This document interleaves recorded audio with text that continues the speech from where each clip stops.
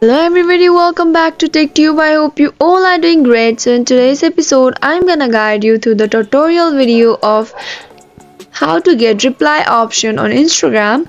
So to get started, first of all, make sure you are connected to a stable internet.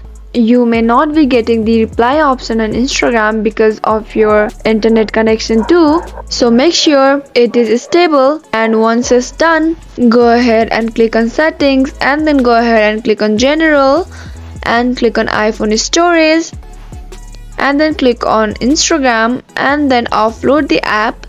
Once the offloading process is over, reinstall it and then go back to your Play Store and then update it.